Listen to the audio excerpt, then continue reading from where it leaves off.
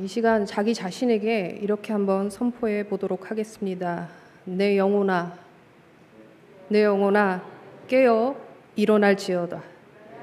다시 한번 하겠습니다. 내 영혼아, 깨어 일어날지어다. 제가 가끔씩 저에게 선포하는 메시지입니다. 하나님이 저의 영혼을 깨워 일으켜 주실 수 있도록 때때로 저는 이걸 하는데 이렇게 하면 힘이 좀 나는 것 같아요. 그래서 어느 삶 가운데서 힘든 순간에 주님 앞에 이런 말씀을 내 자신에게 선포를 하면 또 더 큰 힘을 얻을 수 있을 줄로 믿습니다. 사람의 인생은 목적하는 바가 어디 있느냐에 따라서 삶을 살아가는 과정이 달라지게 되어 있습니다. 목적이 있어야 사람이 살아가는데 에너지를 그 목적을 향해서 쏟아낼 수 있기 때문입니다. 주변에 이제 목적이 뚜렷하지 않는 사람들, 주변이나 TV에서나 그런 사람들의 인생의 태도를 들여다보면 마치 표류하는 부표처럼 그런 마인드를 가지고 있다는 걸 금방 눈치챌 수 있습니다. 근데 그런 사람들은 타인이 그 사람을 보게 되었을 때 느끼는 감정이 뭐냐면 저 사람 참 안정감이 없다. 신뢰할 수가 없다. 그런 느낌을 주게 되어 있습니다. 목적이 없어서 불안한 사람은 다른 타인을 절대 안정적으로 끌어줄 수가 없습니다. 그래서 세상 사람들도 어떻게 살아가냐면 자기 소신을 담은 그 인생 철학을 가지고 살기를 소원하면서 목적하는 바를 분명하게 정하고 그것을 위해서 능동적으로 달려가는 사람들이 굉장히 많다는 것을 우리가 알 수 있습니다. 그리스도인들에게도 이런 것을 동일하게 적용할 수 있지만 그 목적이라는 것이 세상 사람들과는 분명히 다른 목적으로 믿는 자들에게는 이미 그 목적이 정해져 있다. 그것을 우리가 알아야 합니다. 그래서 세상 사람들의 목적은 어떤 목적이 있습니까? 자신의 부를 위해서, 즐거운 삶을 위해서 돈을 벌어야 즐거울 수 있다고 생각해서 부를 계속 축적하는 삶을 살아간다든지, 어떤 사람은 건강에 목적이 꽂혀가지고 건강을 위해서 내 모든 인생을 다 쏟아붓는 그런 삶이 있다든지, 돈이고 건강이고 다 필요 없다. 나의 명예를 위해서, 명예를 높이고 지지를 받고 싶고 사람의 인정을 받고 싶고 하는 그런 목적으로 자기 자신을 세우기 위해서 그런 목적을 설정하고 달려가는 사람들도 우리가 종종 볼 수 있습니다. 그러나 우리 믿는 사람들의 목적은 바로 무엇이냐? 하나님께 영광을 돌리는 것. 그 목적은 2순위, 3순위도 아니고 제1된 목적이라는 것입니다. 그런데 하나님을 믿는 신자의 제일된 목적이 하나님께 영광을 돌리는 삶을 살아가는 것이라고 누구나 다들 알고 있겠지만 하나님께 영광을 돌리는 이것도 아무나 할 수 없다는 것을 우리가 말씀을 보면 잘 알 수가 있습니다. 오늘 본문 말씀은 사도 바울이 예수님을 만나기 전 사울의 이름을 가지고 살아가던 그때를 보면 그렇습니다. 바울은 바리새인 가말리엘이라는 스승에게 교육을 받은 제자입니다. 그래서 율법엔 아주 능통했어요. 말씀은 완전히 빠삭하다는 이 얘기입니다. 말씀에 관해서는 굉장히 철두철미했었을 그였습니다. 하나님께 영광 돌리는 삶, 그런 거에 대해서는 누구보다도 더 잘 알고 있었던 바울이었습니다. 1절 2절 말씀을 함께 읽어보도록 하겠습니다. 사울이 주의 제자들에 대하여 여전히 위협과 살기가 등등하여 대제사장에게 가서 다메섹 여러 회당에 가져갈 공문을 청하니 이는 만일 그 도를 따르는 사람을 만나면 남녀를 막론하고 결박하여 예루살렘으로 잡아오려 함이라. 영광 돌리고 싶었습니다. 그래서 사울이 선택한 건 이걸 선택을 했습니다. 유대교를 제외한 기독교, 그가 봤을 땐 엄청난 이단이었습니다. 마치 우리가 신천지를 바라봤듯이 이거 완전 이단이다. 지금 사도 바울 생각에 이렇게 생각이 든 거예요. 그래서 이 무리는 하나님께 지금 영광을 가리고 있어. 그래서 다 색출해내야 된다. 영광 돌리려고 이렇게 한 것입니다. 그래서 기독교를 핍박하는 자리로 앞장서면서 달려나갔던 그런 인생이었습니다. 아무도 시키지도 않았는데 그는 공문까지 받아가면서 기독교인들의 씨를 말릴 수 있는 권한을 가지고 스스로가 멈출 수 없는 폭주 기관차처럼 달리기 시작합니다.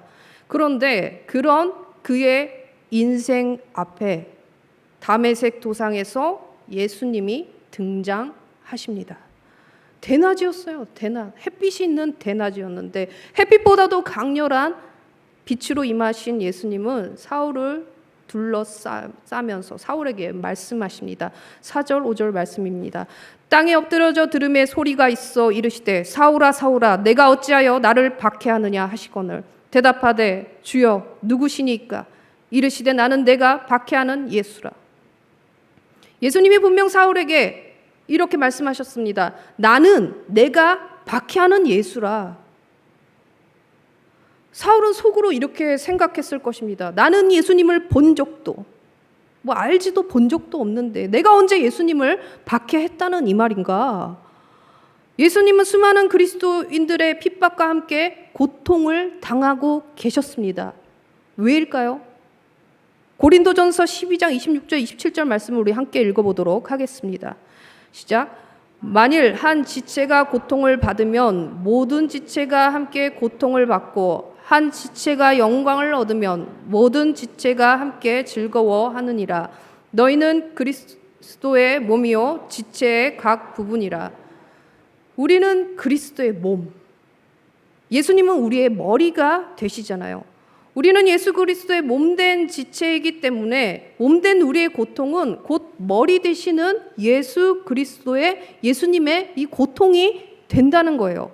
예수님은 우리의 고난과 고통을 방관하는 분이 아니시란 얘기죠.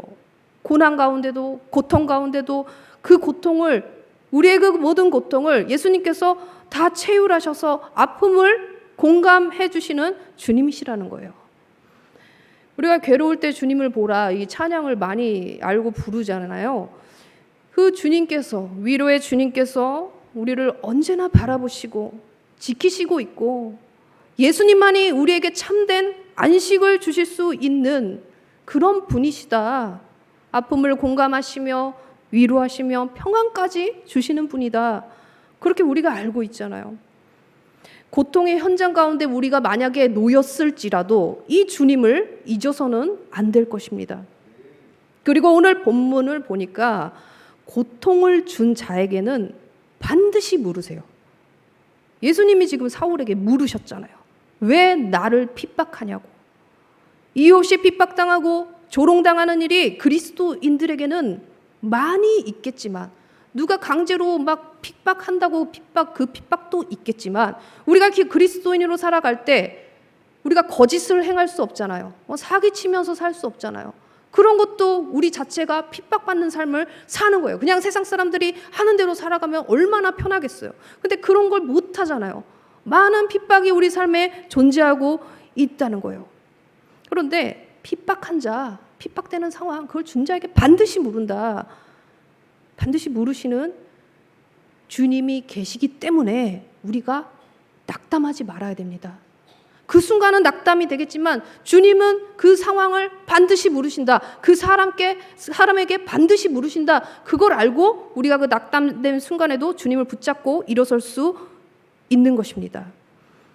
사울이 핍박한 그리스도인들의 원수를 예수님께서 직접 갚아주셨어요. 어떻게 갚아주셨습니까? 예수님과 원수 노릇하던 그를 바꾸셔서 예수님을 믿게 하시고 예수님 때문에 핍박당했던 그 무리들, 사울이 핍박했던 그 무리들과 같은 입장에 놓이는 방식으로 갚아주셨어요. 우리가 생각하는 복수 방법이랑은 좀 다르죠. 저는 이런 경험이 있는데 여러분들도 있겠지만 살면서 진짜 원수 같은 사람 몇 명 정도는 있잖아요. 손에 셀 수 없을 정도로 많으면 좀 문제겠지만 그래도 생각나는 몇 명 정도는 다 있으시잖아요. 그들이 나에게 준 고통 때문에 너무 힘들고 어쩔 때 막 화가 나가지고 막 다 뒤집고 싶고 뭐 그런 생각도 분명히 들기야 하죠. 그런데 제 입장에서는 그런 원수 같은 그 사람이 하나님 앞에 나가려고 몸부림치는 모습이 보이면 그 화나는 마음이 잠잠해지더라고요. 그래, 나는 한때 고통스러웠지만 당신이 하나님 앞에 서는 것만으로도 나는 족하다. 이 생각이 들더라고요. 나에게 고통을 준 자에게 가장 큰 복수는 그가 예수님을 믿게 하는 것입니다. 이게 무슨 아이러니냐 하실 테지만 그 원수가, 잘 생각해 보세요. 그 원수가 예수님을 바로 알게 된다면 자기 자신이 행했던 일 때문에 얼마나 부끄럽겠어요. 얼마나 미안하겠어요. 예수 안에서 자신을 발견하게 되면 얼마나 후회하고 미안해 하겠어요. 이렇게 복수를 하신다는 거예요. 제가 사역을 하면서 진짜 힘든 게 다른 게 아니라 이런 거예요. 서로에게 진짜 간이고 쓸개고 다 빼줄 것처럼 서로 되게 잘하고 막 충성하고 잘 협업하고 하다가도 수틀리면 그렇게 원수같이 행동합니다. 물리적인 칼이 아니더라도, 아니어서 그렇지 막 뒤에서 제 느낌은 그냥 뒤에서 칼을 수십 방 꽂는 그런 일들이 일어나요. 그런데 그런 사람이 몇 년 후에 예수님을 인격적으로 만나고 미안하다고, 그땐 정말 그런 줄 몰랐다며 막 장문의 문자를 보내고 그렇게 해서 서로 만나서 잘 풀었던 그런 일이 저에게 있습니다. 사울도 정신을 차리니까 자신이 이전에 행했던 일들을 얼마나 부끄러워합니까? 평생 속지 않은 마음으로 예수님을 제대로 전하리, 그렇게 결단하고 다짐했을 것입니다. 사람은 예수님을 제대로 만나기 전에는 다 어둠 가운데 있는 것입니다. 우리가 육신의 눈에 시력은 2.0 막 이 정도 되고 좋아도, 이상이 없어도, 시력이 잘 보여도 영적으로 무지한 상태에 있다면 우리가 굉장히 강한 어둠에 있는 것입니다.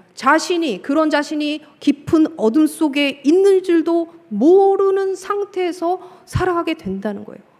그런데 우리 예수님은 그 강한 어둠을, 그 강한 결박을 벗겨버릴 정도로 강렬한 생명의 빛이십니다.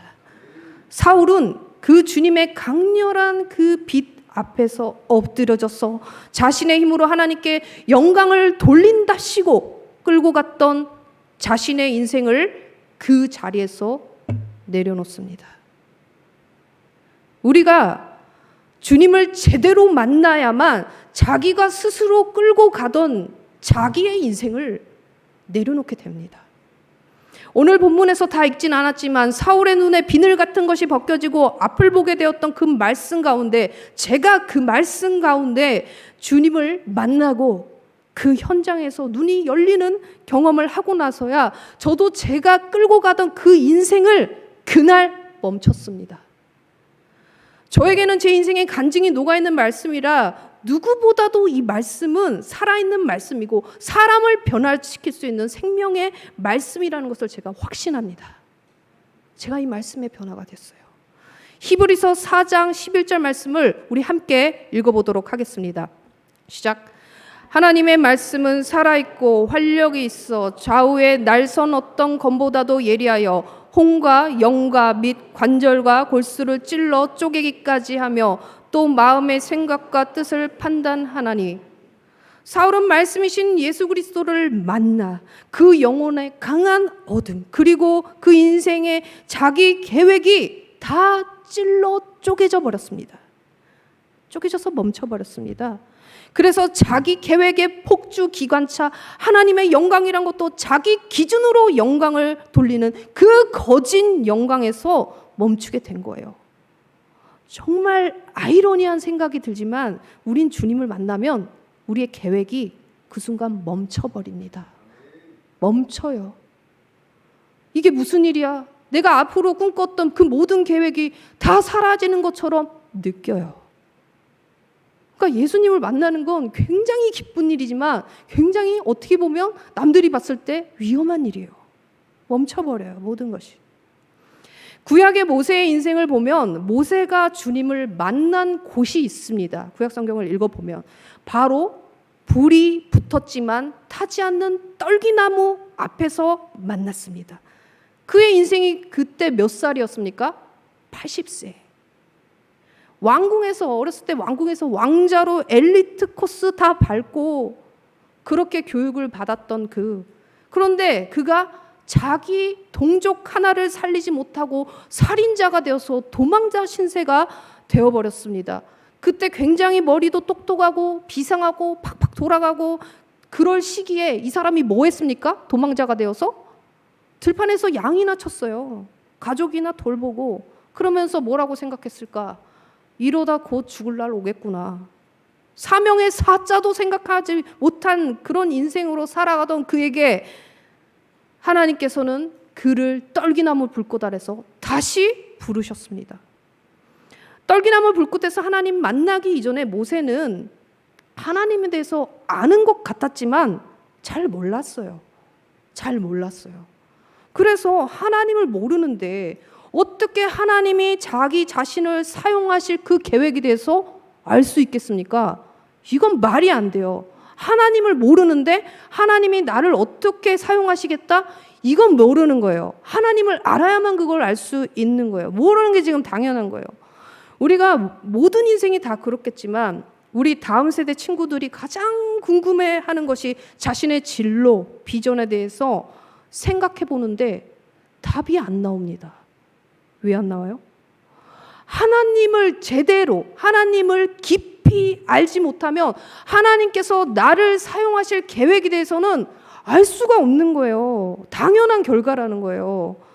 그래서 자기 진로와 비전에 대해서 고민하는 친구들에게 제가 해주고 싶은 마음은 하나님을 더 깊이 알아라. 하나님과 인격적으로 교제해라.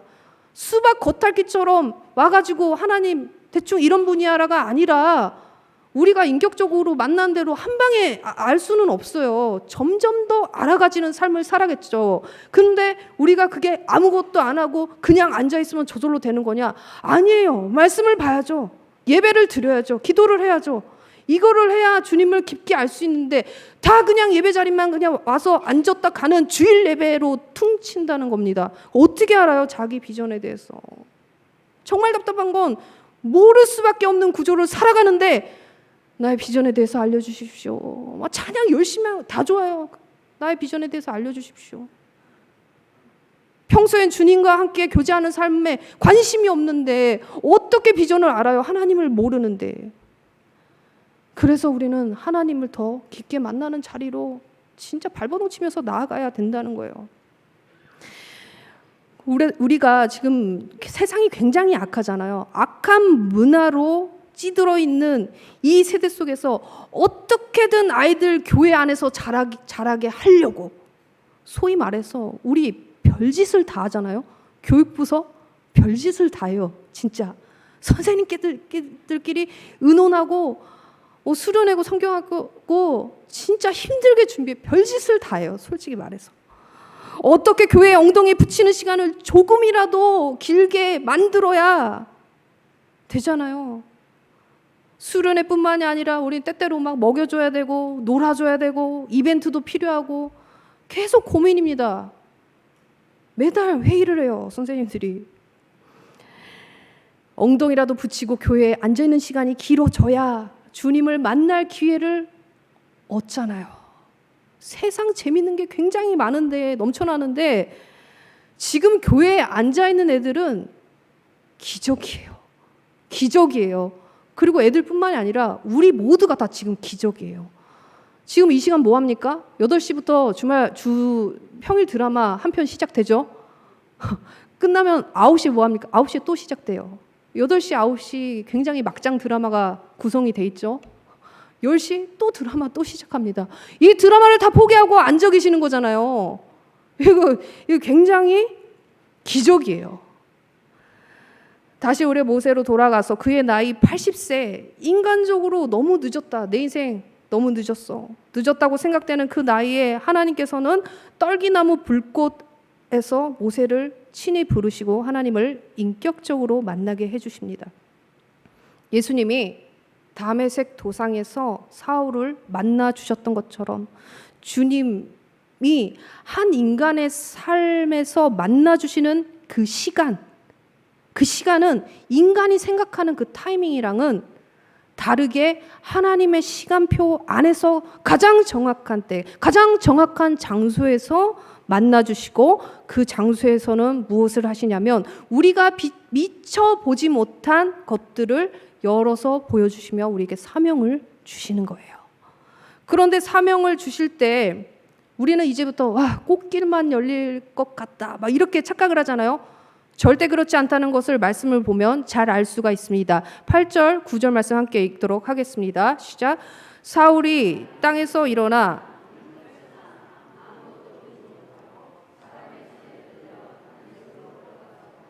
사흘 동안 보지 못하고 먹지도 마시지 아니하니라. 예수님께서 분명 6절 말씀에 너는 일어나 시내로 들어가라, 내가 행할 것을 내게 이를 자가 있느니라 하시니 라고 말씀하셨는데, 사울은 지금 눈을 떴는데 아무것도 볼 수가 없게 됐어요. 예수님을 만났는데 눈이 멀어버린 거예요. 예수님이 사울에게 사명을 주셔서 어떤 사람을 만나라고 했는데 갑자기 봉사를 만드신 거예요. 전개가 지금 이상하죠.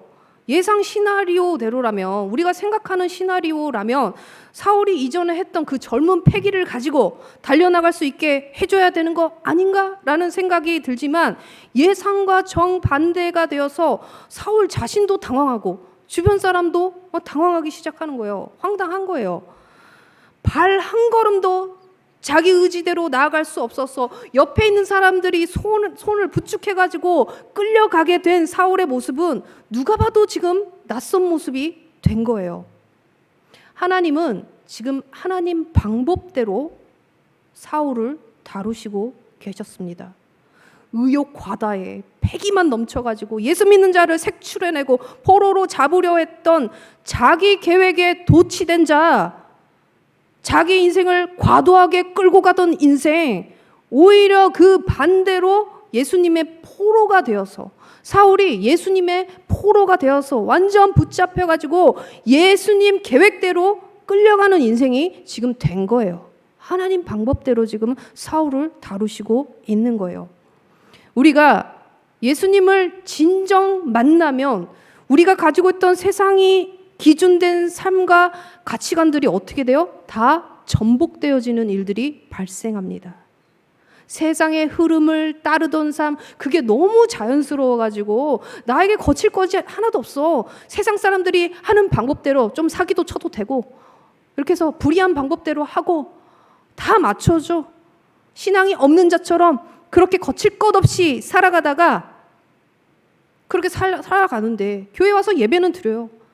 교회 안에 살아가나 교회 밖에 있으나 온도 차이가 전혀 느껴지지 않는 그런 가치대로 살아가다가 모든 생각이 예수님을 만남과 동시에 다 전복되어지는 거예요. 전복되어서 바뀌어지는 인생을 살게 되는 거예요. 예수님을 인격적으로 만난 자들의 마음과 생각 속에 주님의 선한 일들이 일어나기 시작했습니다. 우리가 예수님을 만나기 이전에 선이라고 행했던 것은 예수 밖에 있었을 때 행했던 그 모든 건 다 악이에요. 사람이 선을 창조할 능력 자체가 없어요. 왜냐하면 죄악된 존재로 태어났기 때문이에요. 우리가 도덕적인 선도 외부에서 보여주기에 이 사람 되게 착하다, 버버시도 살 것 같다, 그렇게 우리가 착각되어지는 사람들도 있지만, 죄인의 선은 진정한 선이 나올 수가 없다는 거예요. 선은 이타 종교에서 만들어내는 선과 기독교에서 얘기하는 선은 분명히 다릅니다. 그래서 우리가 착각하면 안 된다는 거예요. 우리가 말하는 선은 진정한 선을 가지고 계신 거룩한 그분 안에 들어와야만이 우리가 선을 창출해낼 수 있는 거예요. 그게 누구 힘으로? 내 힘이 아닌 주님의 힘으로 그 능력이 나타나는 거예요. 그 가치를 실현할 수 있는 사람으로 바뀌는 거예요. 한마디로 예수님으로 인해 죄 사함을 받은 자가 선을 행하는 자가 된다는 사실을 우리가 꼭 기억해야 합니다. 사울은 3일 동안 아무것도 보지 못하고 먹지도 못했습니다. 보이지 않게 되는 건 둘째치고 대체 자신은 여태 무엇을 위해 무슨 짓을 벌이면서 지금 살고 있었단 말인가? 지금까지 자신이 해왔던 일들을 회상하면서 회개를 하게 되었을 것입니다. 음식이 입에 들어갈 수 없을 정도로 아무 생각이 들지 않는 그 백지와 같은 상태가 되었을 것입니다. 그렇게 기도하고 금식하면서 시간을 보내는 사울에게 아나니아라고 하는 주님의 제자를 보냅니다. 아나니아도 주님의 제자로 이렇게 살아가면서 사울의 악명에 대해서 이미 너무 많이 들어가지고 질려 있었습니다. 사울에 대해서 아주 지긋지긋한 상태가 되어 있었던 터라 주님의 명령에 좀 어려운 마음이 들었어요. 하지만 주님께서는 사울을 뭐라고 하셨냐면 자기 이름을 증거할 택한 나의 그릇, 택한 나의 그릇이라고 말씀해 주셨고, 그 말을 들은 아나니아는 사울에 있는 곳으로 가서 안수하여 성령 충만을 받게 하고 그제서야 눈에 비늘 같은 것이 벗겨져 다시 보게 되었습니다.